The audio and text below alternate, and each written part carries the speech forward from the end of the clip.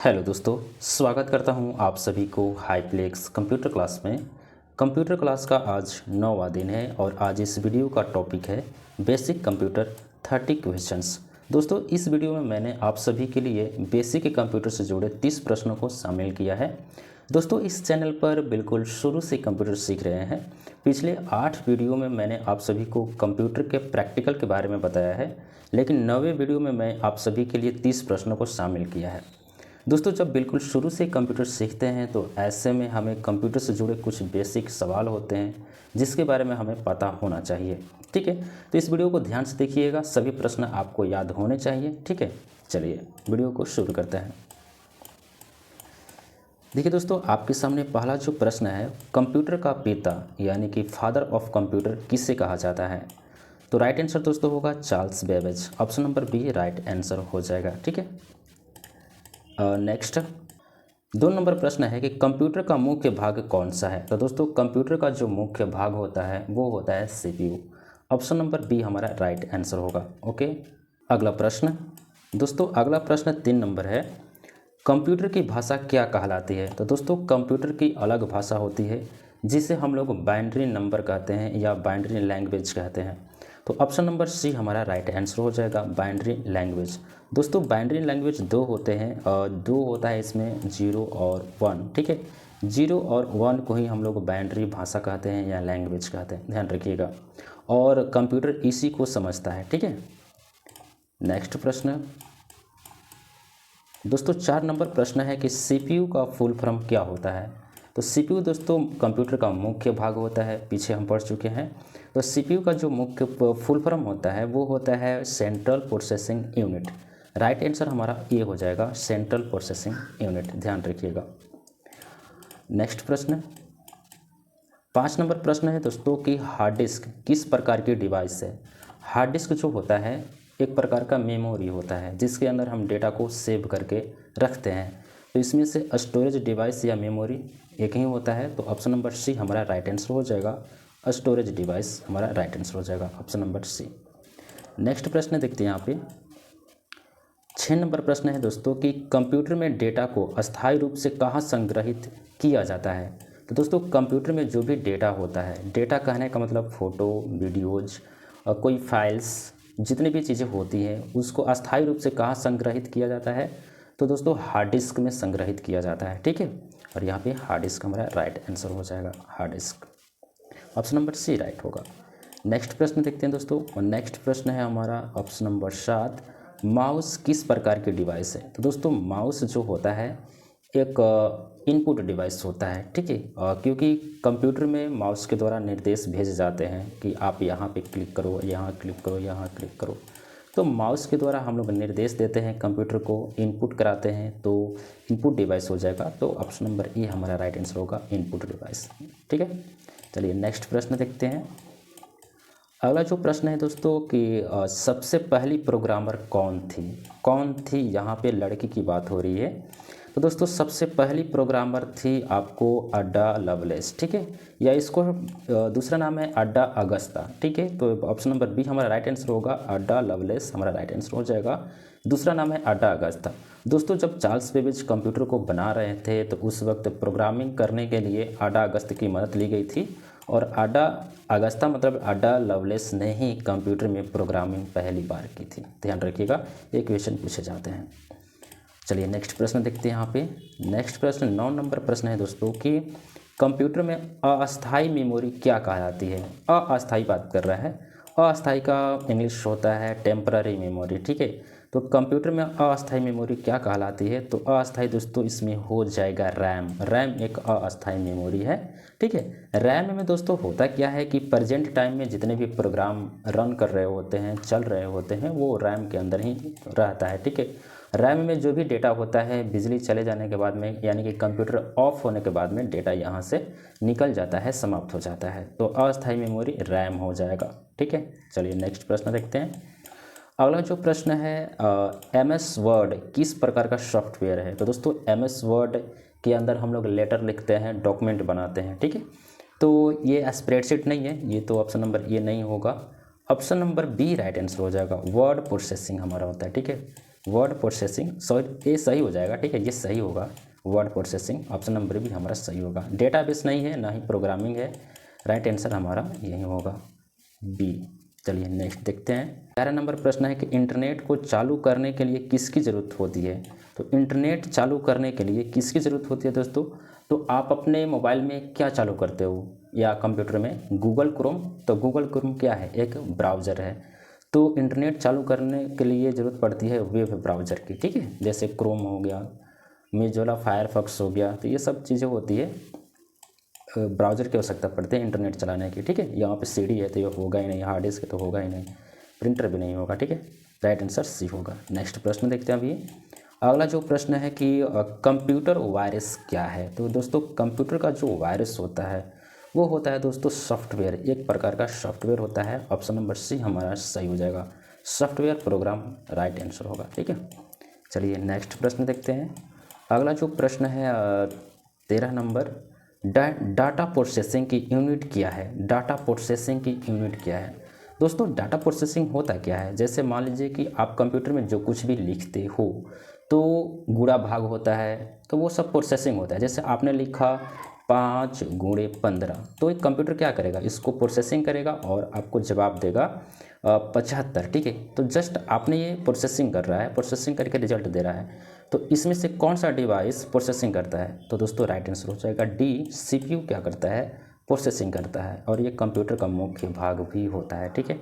चलिए नेक्स्ट प्रश्न देखते हैं। अगला प्रश्न है 14 नंबर कि कंप्यूटर का मस्तिष्क किसे कहा जाता है। तो दोस्तों ब्रेन ऑफ कंप्यूटर किसे कहा जाता है, तो वो होता है सीपीयू, ठीक है। सीपीयू ब्रेन ऑफ कंप्यूटर होता है, ठीक है, ध्यान रखिएगा। सीपीयू का जो फुल फॉर्म होता है सेंट्रल प्रोसेसिंग यूनिट, ठीक है। तो राइट आंसर सी हमारा राइट आंसर होगा। नेक्स्ट प्रश्न देखते हैं। अगला जो प्रश्न है कि 15 नंबर, दोस्तों 15 नंबर प्रश्न है कि आउटपुट डिवाइस का उदाहरण क्या है। तो दोस्तों आउटपुट डिवाइस होता क्या है कि कंप्यूटर में जो कुछ भी डिवाइस होते हैं, चाहे बाहर या अंदर, जिससे रिजल्ट प्राप्त होता है, हमें कंप्यूटर से डेटा बाहर आता है जिस डिवाइस से, वो डिवाइस हमारा आउटपुट डिवाइस कहलाता है। तो इसमें से राइट आंसर होगा हमारा प्रिंटर, ऑप्शन नंबर सी हमारा राइट आंसर हो जाएगा। नेक्स्ट प्रश्न है 16 नंबर कि कंप्यूटर को चालू करने की प्रक्रिया क्या कहते हैं। तो दोस्तों कंप्यूटर को चालू करने की प्रक्रिया को कहते हैं हम लोग बूटिंग, ठीक है। यहाँ पे राइट आंसर सी हमारा हो जाएगा, रन नहीं होगा, ये गलत हो जाएगा, रन स्टार्ट भी गलत होगा, ऑप्शन भी गलत होगा, राइट आंसर सी होगा बूटिंग, ठीक है। चलिए नेक्स्ट प्रश्न यहाँ पे देखते हैं।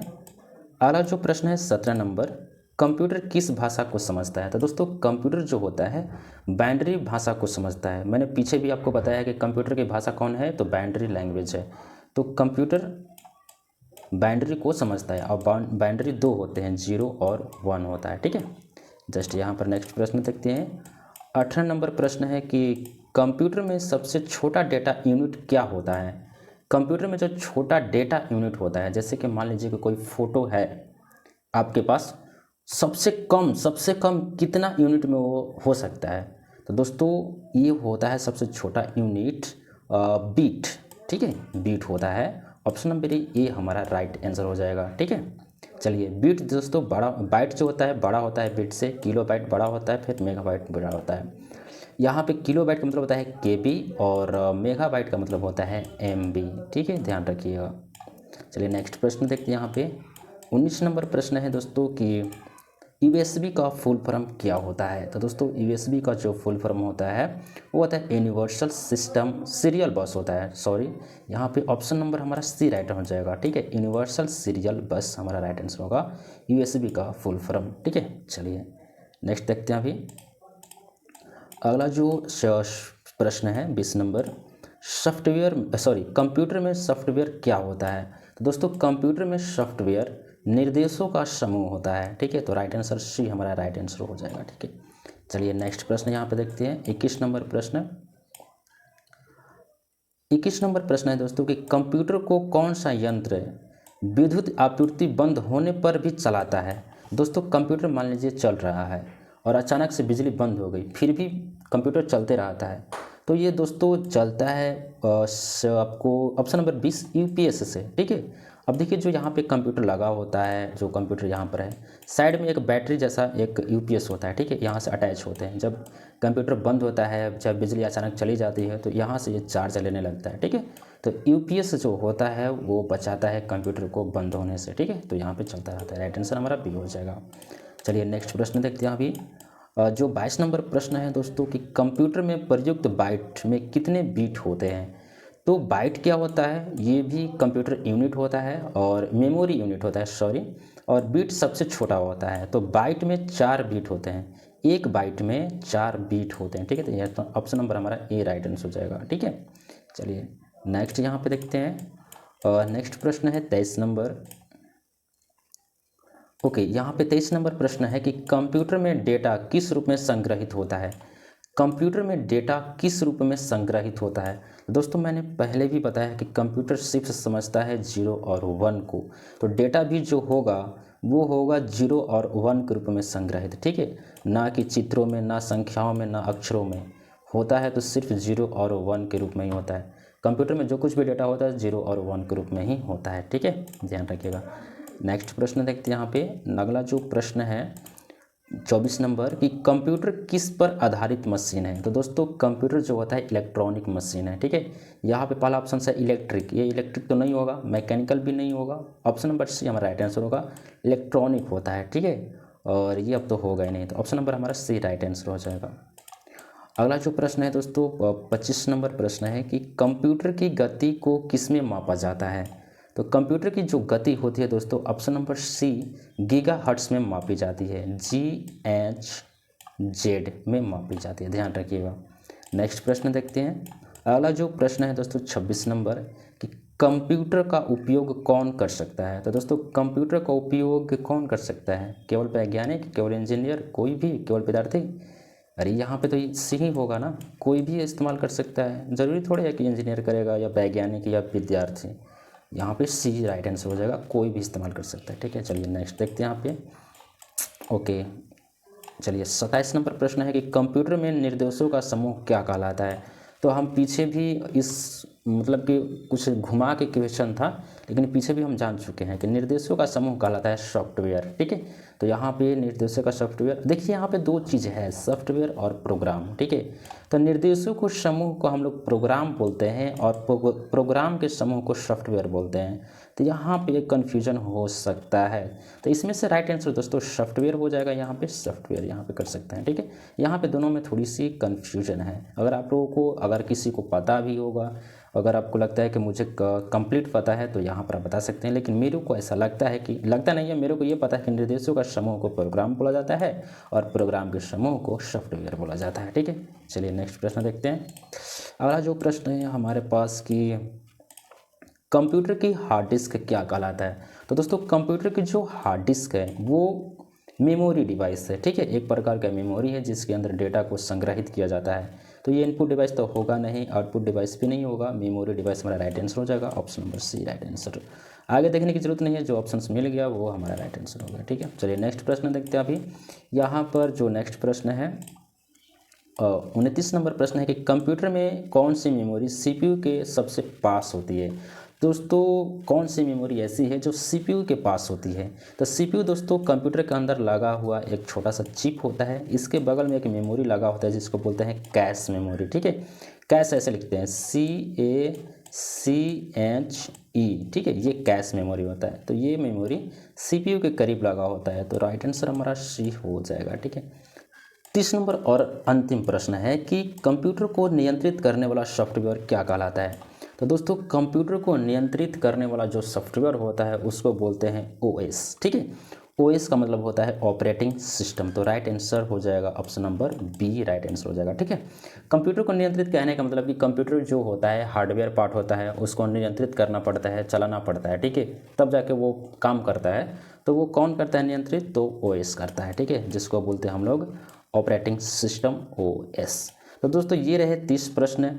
ये जितने भी प्रश्न थे बेसिक लेवल के थे और ये इसको जानना बेहद ही ज़रूरी होता है as a computer user. Okay, तो आई होप आपको ये वीडियो जरूर पसंद आई होगी। वीडियो पसंद है तो वीडियो को लाइक ज़रूर कीजिएगा। तो दोस्तों ये रहे 30 प्रश्न जो बेसिक लेवल के थे, सभी को जानना बेहद ज़रूरी था। वीडियो पसंद आया तो वीडियो को लाइक ज़रूर कीजिए, चैनल को सब्सक्राइब नहीं किए हैं तो चैनल को सब्सक्राइब भी कर लीजिए। मिलते हैं अगले वीडियो में। जय हिंद, वंदे मातरम। बहुत बहुत धन्यवाद।